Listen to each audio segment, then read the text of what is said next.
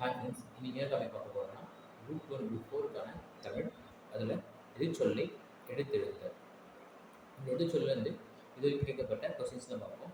First question, எதிர்ச்சொல்லை எடுத்தெழுதுக. நீக்குதல் என்னும் சொல்லின் எதிர்ச்சொல். அங்கே நீங்கள் வந்து பார்த்தீங்கன்னா கன்ஃபியூஸ் ஆகிடக்கூடாது. நீக்குதலுக்கு நீக்குதலோட பொருள் கொடுத்துருப்பாங்க, அதில் எதிர்ச்சொல்லும் கொடுத்துருப்பாங்க. நம்மளை கேட்குறது வந்து பார்த்தீங்கன்னா எதிர்ச்சொல் தான் கொஸ்டினாக கேட்குறாங்க. நீக்குதல் என்னும் சொல்லின் எதிர்ச்சொல் சேர்த்தல். அடுத்து, தூற்றும்படி வளர்ந்து விடாதே. தூற்றும்படினா நம்ம பொருள் படிச்சிருக்கோம். தூற்றும்படினா எங்கிடும்படி அப்படின்னு. இவங்க கேட்கறது வந்து பார்த்தீங்கன்னா எதிர்ச்சொல். தூற்றும்படிக்கு போற்றும்படி. அடுத்து, எதிர்ச்சொல்லை எடுத்து எழுதுக. அல். அல்லுக்கு எதிர்ச்சொல் வந்து பகல். அல்னா இரவுன்னு படிச்சிருக்கோம். அல்னா இரவுன்னு படிச்சிருக்கோம். அதுக்கு எதிர்ச்சொல் கேட்குறாங்க. இரவுக்கு ஆப்போசிட் பகல். எதிர்ச்சொல்லை எடுத்து எழுதுக. எத்தனிக்கும். எத்தனிக்கும்னா முயலும் என்று படிச்சிருப்போம். எத்தனிக்கும்னா பொருள்ல முயலும் என்று படிச்சிருப்போம். நீங்க எதிர்ச்சொல் கேட்கறதால முயலாமை. கிளை என்னும் சொல்லி எதிர்ச்சொல் கண்டறிக. கிளைனா உறவினர் வரும். கிளை என்பதற்கு பொருள் வந்து உறவினர்.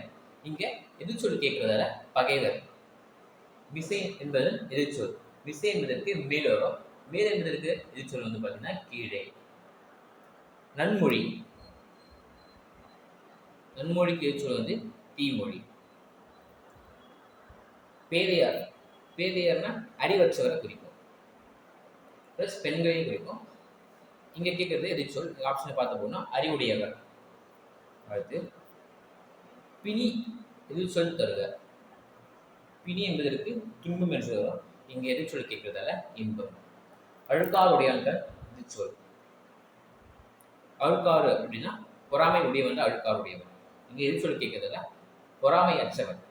இன்சொல் என்பதன் எதிர்ச்சொல் எழுதுக. இன்சொல் என்பதற்கு இனிமையான சொல். அதுக்கு அப்படியே ஆப்போசிட் பார்த்தீங்கன்னா வன்சொல். உதித்த என்ற சொல்லிற்கு எதிர்ச்சொல். உதித்த மறைந்த. சோம்பல் என்னும் சொல்லுக்குரிய பொருத்தமான எதிர்ச்சொல். சோம்பல் சுறுசுறுப்பு. நண்பாரற்றராகி நயமிலா செய்வார்க்கும் இதில் நயமிலா என்பதற்கு பொருத்தமான எதிர்ச்சொல் கேட்கிறேன். நயமிலா என்பதற்கு பொருத்தமான எதிர்ச்சொல் நன்மை. அடுத்து, நல்கினால் என்பதன் எதிர்ச்சொல். நல்கினால் கொடுத்தால் வரும். கொடுத்தாலுக்கு ஆப்போசிட் எடுத்தால். வெறுப்புனா மழை. அதுக்கு ஆப்போசிட் பள்ளம்.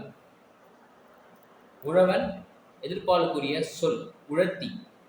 உழவன் என்பதற்கு எதிர்ப்பால் வந்து பார்த்தீங்கன்னா உழத்தி, அதாவது பெண்பால் உழத்தி. எதிர்ச்சொல்லை கண்டறிக. இனிய இன்னாத. அடுத்து, விசனம். விசனம் படிச்சிருக்கோம். கவலை என்பது பொருள். அதுக்கு ஆப்போசிட் வந்து பார்த்தீங்கன்னா மகிழ்ச்சி. சில்காற்று என்பது எதிர்ச்சொல். சில்காற்று புயல் காற்று. சில்காற்றுனா தென்றல் காற்று பார்த்துருக்கோம். எங்க புயல் காற்று. எல் என்பதன் எதிர்ச்சொல். ஏ என்பதற்கு பகல் என்று பார்த்துருப்போம். அல்னா இரவுன்னு பார்த்துருப்போம். இங்க எதிர்ச்சொல் கேட்குறாங்க. ஏழு என்பதற்கு எதிர்ச்சொல் இரவு. பொருள் கேட்டாங்கன்னா பகல். நல்கும் என்பதன் எதிர்ச்சொல். நல்கும்னா தராது. நல்கும் தரும் என்று வரும். தராது தரும்க்கு ஆப்போசிட் தராது. அல்லவை என்னும் சொல்லின் எதிர்ச்சொல். அல்லவை என்பதற்கு எதிர்ச்சொல் என்னன்னு பார்த்தீங்கன்னா நல்லவை. அல்லவை என்பதற்கு பொருள் வந்து தீயவை என்று வரும். அதுக்கு அப்படியே எதிர்ச்சொல் வந்து பார்த்தீங்கன்னா நல்லவை. இடநாழி என்பது இடநாழினா அச்சம் தரும் கடல் என்று படிச்சிருக்கோம். அதாவது துன்ப கடல் என்று படிச்சிருக்கோம். இங்க இன்ப கடல். ஓர்தல். ஓர்தல்னா அறிவற்றவர். அறிவற்ற. ஓர்தல்னா அறிவற்ற. வனப்பு அழகின்மை. வனப்புனா அழகு என்று படிச்சிருக்கோம். வனப்பு அழகு காடு நிறைய இருக்கு. இங்க வந்து பார்த்தீங்கன்னா வனப்பு என்பதற்கு எதிர்ச்சொல் அழகின்மை. அருகுற. அருகுறனா அருகில் வரும். அருகுறதுக்கு அப்படியே எதிர்ச்சொல் வந்து தொலைவில்.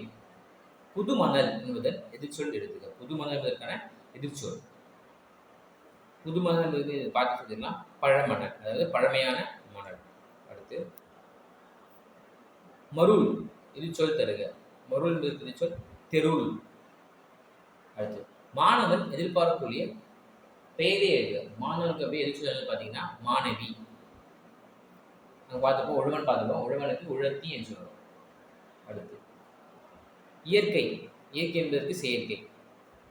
அடுத்து அணுகு, அணுகு என்பதற்கு எதிர்ச்சொல் வந்து பார்த்தோம்னா விலகு.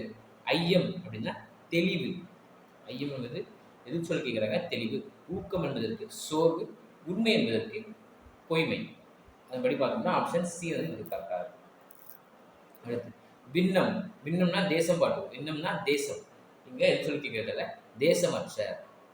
அடுத்து எளிது, எளிது என்பதற்கு அரிது. ஈதல், இயற்றல், அந்நியர், உறவினர், இரவலர், புறவலர்.